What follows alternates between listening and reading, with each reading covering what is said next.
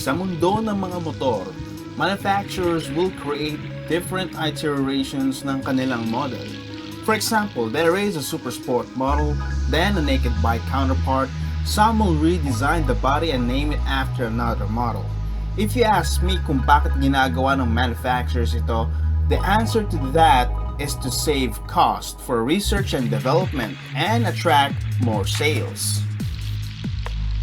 Isa sa pinaka-requested and most asked questions sa mga groups and channels is that, what is the best choice? Is it the Yamaha Aerox or the Nmax?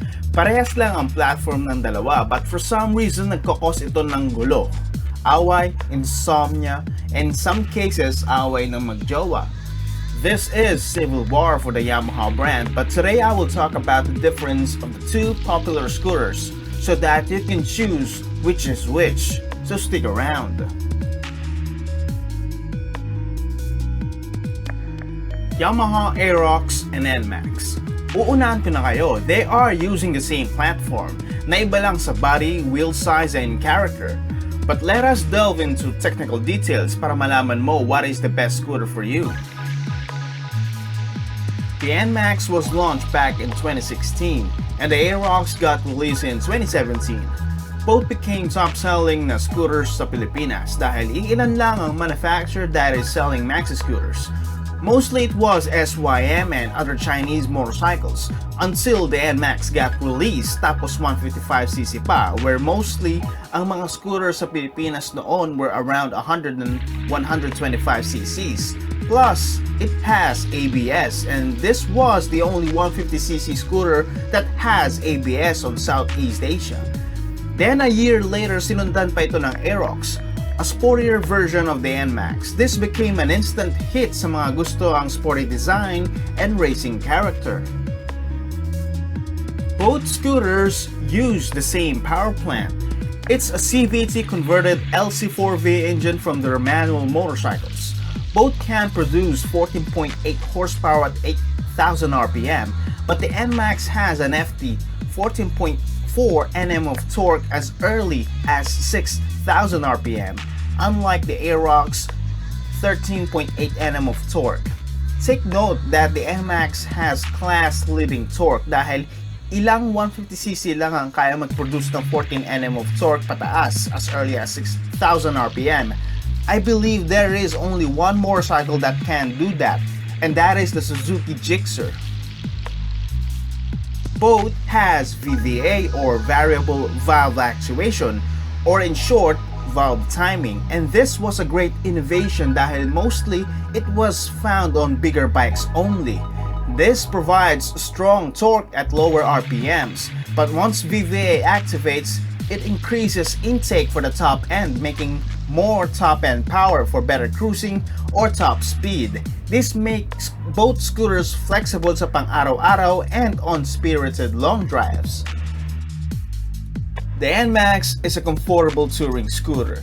Yan ang karakter nito.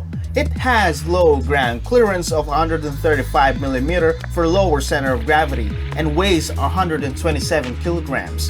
This makes it stable sa highway speeds.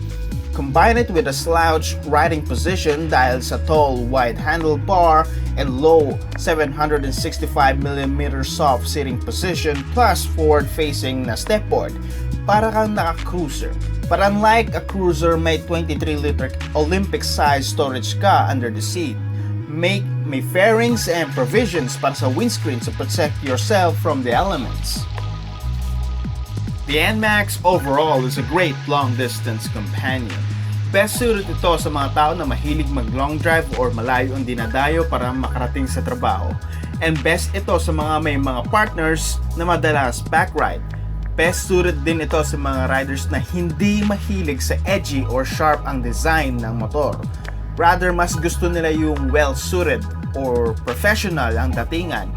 Worth para kay James Bond to ride on with style. The Aerox, on the other hand, is an Nmax, facelifted as a sport scooter or the sportier version of it. Unlike the Nmax, it has a slight higher ground clearance of 142mm and taller seat height of 790mm.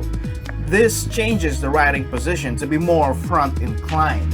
This makes it easier to change positions and attack corner with ease and tuck in when needed. The Aerox loses some of the Nmax parts and knickknacks like the large windscreen to save weight and increase power to weight ratio. The Aerox weighs 116 kilograms only, which helps it accelerate quickly and corner easily.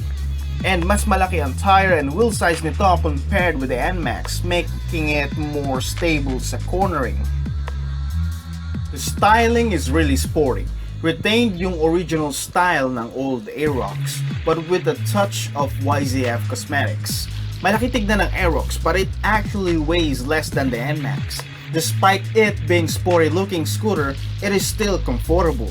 Soft suspension, makapal and plush seat, and mas malaki ang storage space nito with a 25-liter compartment under the seat. The Aerox overall is a combination of comfort and aggressiveness. Yan ang karakter nito. Para itong sa mga tipong mahilig sa sport bike or naked bike handling but still gusto pa rin nila ng responsible and easygoing character ng scooter. It's a balance between both worlds. Para ito sa mga tao na gusto ang sharp, edgy, and modern ang design. And those are the factors that you would need to look into. And anong karakter ng motor ang fit sa'yo? Gusto mo ba na maging James Bond or Valentino Rossi? I have an Aerox review that you can look into for more info. Thank you for watching. Please do like, share, and subscribe for more videos every week. Cheers!